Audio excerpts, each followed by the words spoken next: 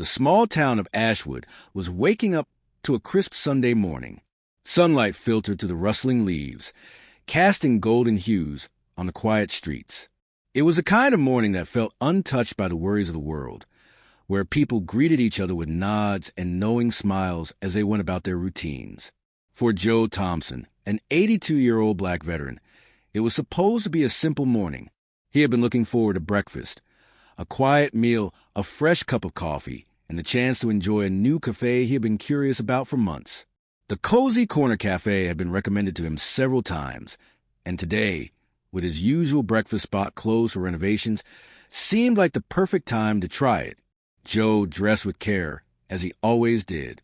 His pressed slacks and button-down shirt were neat, but what stood out most was his military jacket.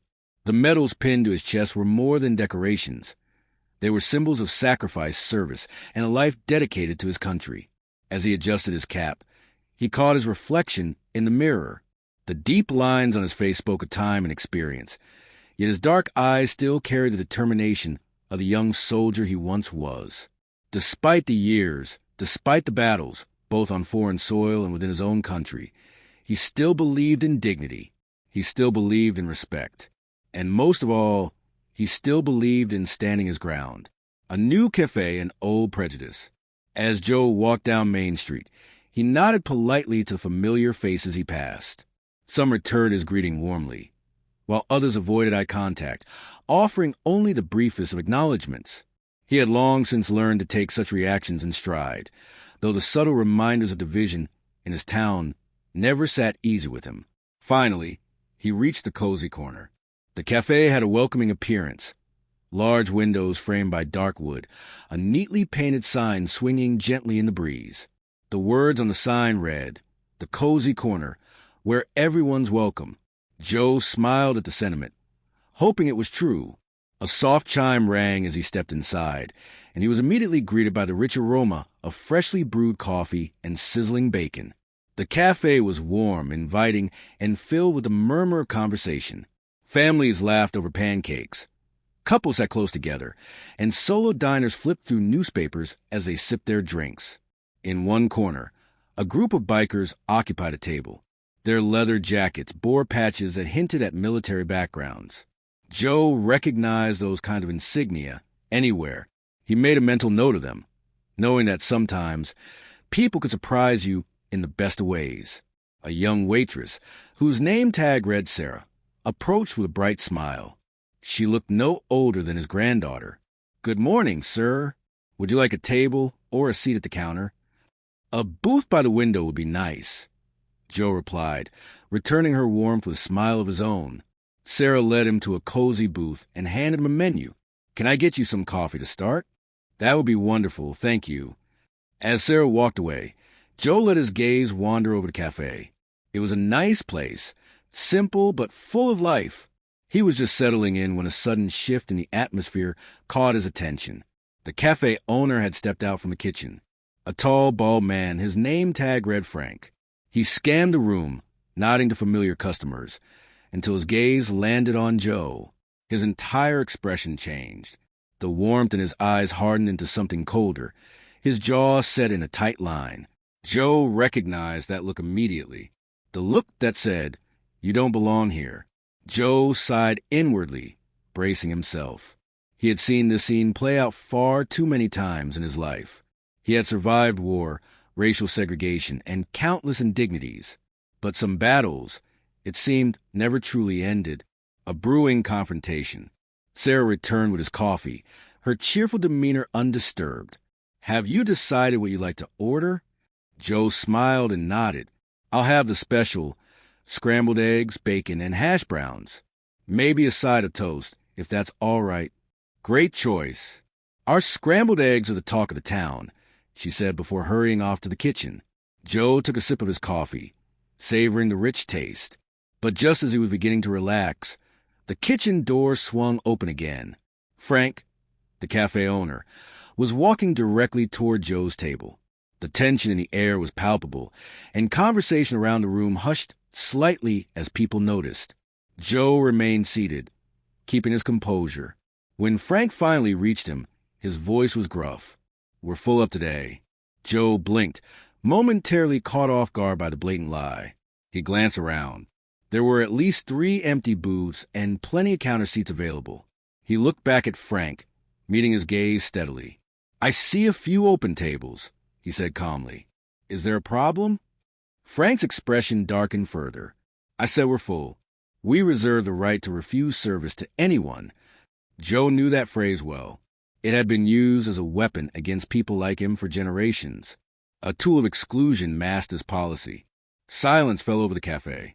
The weight of unspoken words hung in the air. Joe could feel the eyes of the other patrons on him. Some shocked, some uncomfortable, some indifferent. Sarah, the waitress, stood frozen a few feet away, her face pale. She looked as if she wanted to speak, but was too afraid. Joe slowly placed his coffee mug down, his hands steady. He had 2 choices: to stand up and leave, allowing this moment to pass unchallenged, or to stay and face yet another battle for dignity. For him, there was only one choice: the standoff. Joe stood slowly, his posture straight, his voice clear. "Sir, I'm not looking for trouble. I just want to have my breakfast, same as anyone else." Frank's expression twisted with something ugly. "Your kind isn't welcome here." The words hit like a physical blow. Gasps rippled to the cafe, and for a moment, Joe felt the weight of all the years behind him. The marches, the struggles, the fights for basic human dignity.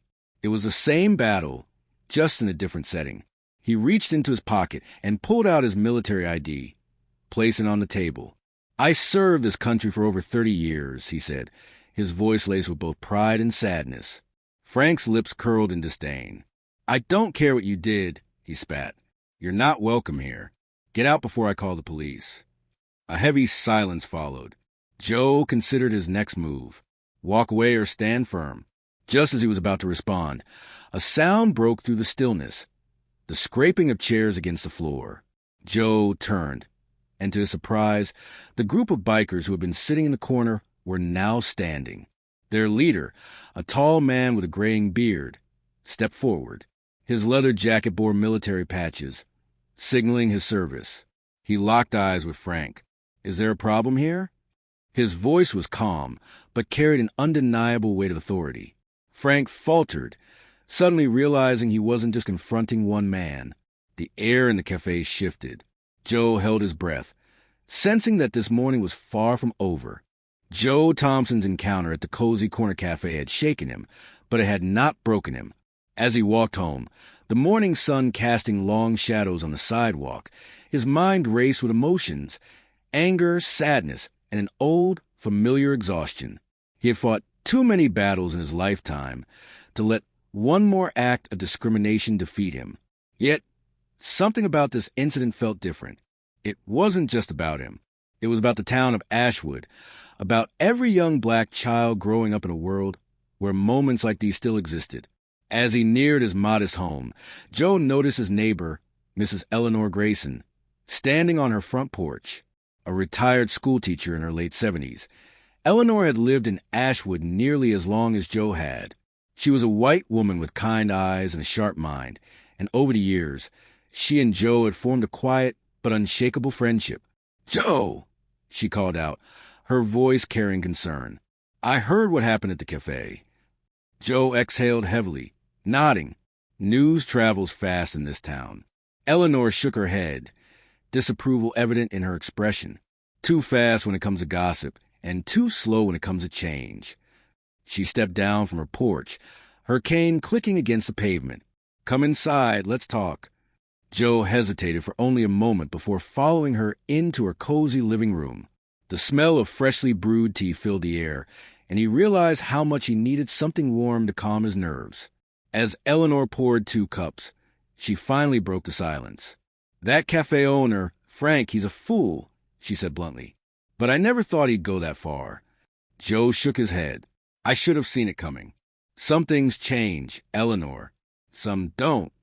Eleanor's gaze was sharp. "Maybe, but that doesn't mean we let them stay the same."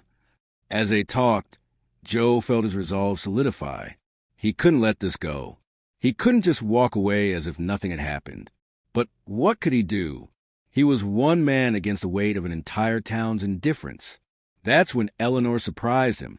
"I want to help," she said simply. "And I think I know who else might." Joe frowned. "Who?" Eleanor leaned forward, lowering her voice slightly. "The bikers." Joe blinked. "The ones at the cafe?" She nodded. "They weren't just passing through, Joe. That was Mike Foster's crew. He's ex-military like you. They run a veteran support group over at the American Legion Hall." Joe considered this.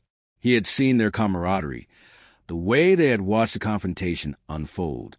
They hadn't intervened yet, but maybe, just maybe, they could be allies in what was coming next. A call for action. Later that afternoon, with Eleanor's encouragement, Joe made his way to the American Legion Hall. The hall was a staple in Ashwood, a meeting place for veterans to share stories, find support, and, at times, mobilize for causes bigger than themselves. As Joe entered, he was met with curious but not unkind stares. He was a known figure in the community, but not someone who had spent much time here. He quickly spotted Mike Foster, the biker leader from the cafe, seated at a table with several of his men. Mike looked up and met Joe's gaze, nodding in acknowledgement. "Mr. Thompson." "Mike," Joe greeted, stepping closer. "I think we need to talk." Mike gestured to a chair. "Sit down. Tell us what's on your mind." Joe took a seat and, for the next 10 minutes, recounted the events at the cafe. He left nothing out. The hostility in Frank's eyes, the whispered conversations of the other customers, and the deafening silence of those who could have spoken up but didn't.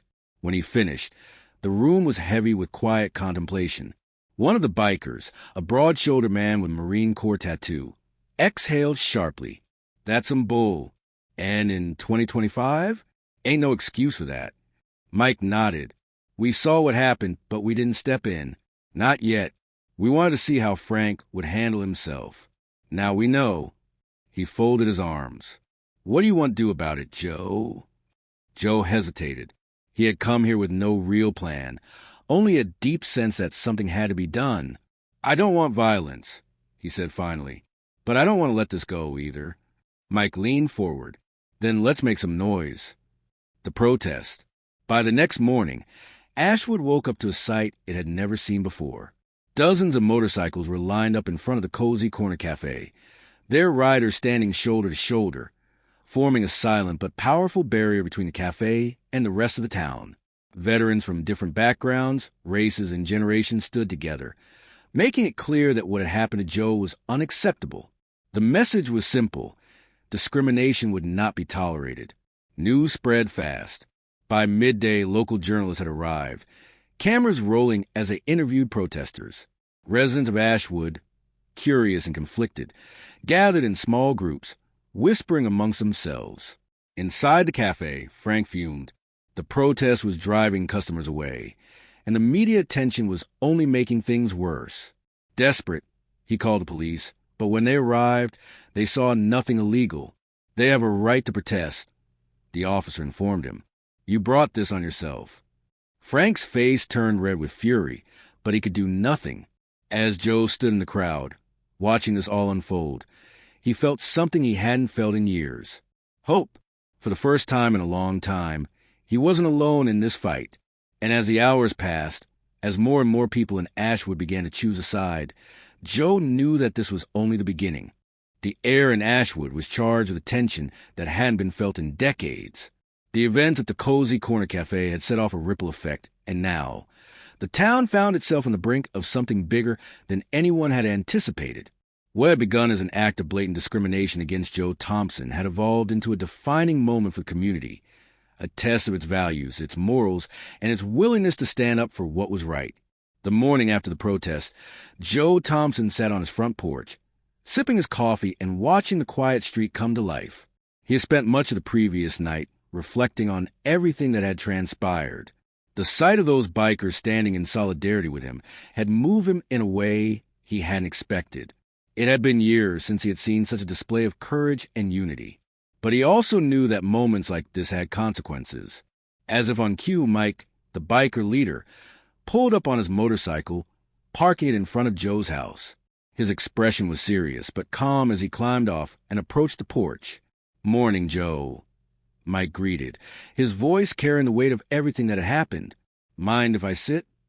Joe nodded, gesturing to the empty chair beside him. "I suppose I owe you a thank you, Mike. What you and your guys did yesterday, it meant more than you know." Mike sighed, rubbing a hand over his face. "We couldn't just stand by and let that happen. But this thing, Joe, it's getting bigger." Word spread. People are talking about what happened. Some folks are angry, on both sides. We need to figure out what happens next. Joe set his coffee down. "You think Frank's going to retaliate?" Mike nodded. "That kind of man? He's not going to take this lying down. He's already been running his mouth around town, claiming we're trying to ruin his business. He's blaming you, blaming us. But the truth is he did this to himself. And now, people are choosing sides." Joe exhaled heavily. He had hoped that this would have been resolved quietly, but deep down, he knew better. "So what do we do?" he asked. Mike leaned forward, resting his elbows on his knees. "We keep the pressure on. More people are joining the boycott. We make sure that everyone in town knows exactly what happened. But we do it the right way. No violence, no threats, just the truth. If we stand together, we can change things." Joe studied Mike carefully. The man had a fire in his eyes, but it wasn't one of anger. It was one of conviction. He had seen that same look in the eyes of soldiers who refused to back down, who knew that some battles had to be fought, no matter the odds. "All right," Joe said after a moment. "Let's do it." The town takes a stand. By midweek, the streets of Ashwood were buzzing with talk of the incident at the Cozy Corner. The boycott had taken full effect, and more people were refusing to step foot inside the cafe. Signs began appearing in shop windows. "Justice for Joe." "Discrimination has no place here." The town's local newspaper ran an article detailing the events, including testimony from patrons who had witnessed Frank's actions firsthand. The article didn't just condemn what had happened. It questioned the town's deeper issues with race and equality, forcing uncomfortable but necessary conversations. Meanwhile, Frank was feeling the pressure. Business at the Cozy Corner had dwindled to almost nothing. The empty tables and silent kitchen were a stark contrast to the once bustling cafe. His anger festered, and instead of acknowledging his wrongdoing, he dug his heels in deeper. He started spreading rumors, telling anyone who would listen that Joe and the bikers were trying to drive him out of business for no reason.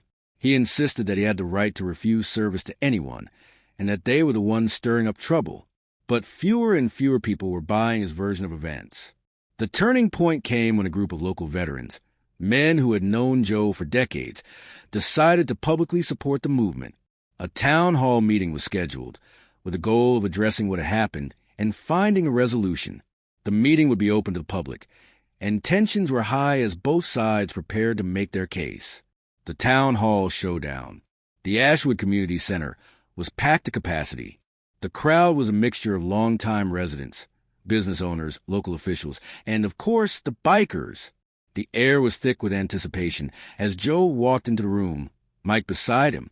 At the front of the room stood Mayor Randall, a man who had spent years keeping the peace in Ashwood by avoiding difficult issues. Tonight, he had no choice but to confront them head-on. Frank sat the opposite side of the room, his face set in a permanent scowl. The empty chairs around him spoke volumes. His support was dwindling, but there were still a handful of loyal patrons who nodded along as he muttered under his breath. The mayor cleared his throat. "We're here tonight to discuss the incident that took place at the Cozy Corner Café and the response that followed. Ashwood is a town that prides itself on being welcoming, and what happened last Sunday has raised serious concerns." Mike stood up. "Mayor, with all due respect, this isn't just about what happened on Sunday. This is about the kind of town we want to be. People like Joe, men who have given everything for this country, shouldn't have to face discrimination. Not here, not anywhere." Applause rang through the room, but Frank shot to his feet, his face red with fury. "This is my business. I have the right to run it however I see fit. If I don't want someone eating there, that's my decision." A murmur of disapproval spread through the crowd. Mayor Randall raised his hand for silence. "Frank, it's true that business owners have rights, but so do customers. What you did was not just unkind, it was unacceptable. Ashwood can't be a town where discrimination is tolerated. Joe finally spoke, his voice steady. I didn't ask for any of this, Frank. I just wanted a meal. I fought for this country. Same as you. I've spent my life trying to believe in the good in people. But what you did, it reminded me that we still have a long way to go. Silence filled the room as Joe's words settled over the crowd. Frank looked around, realizing that whatever support he had left was slipping through his fingers. The mayor made his decision. Frank, the community has spoken. If you want to continue running your business, you're going to have to change. Ashwood won't stand for this kind of treatment anymore. For the first time, Frank looked truly shaken.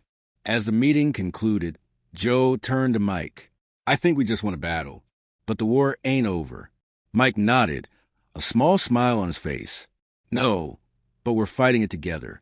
The following morning, Ashwood awoke to a town forever changed.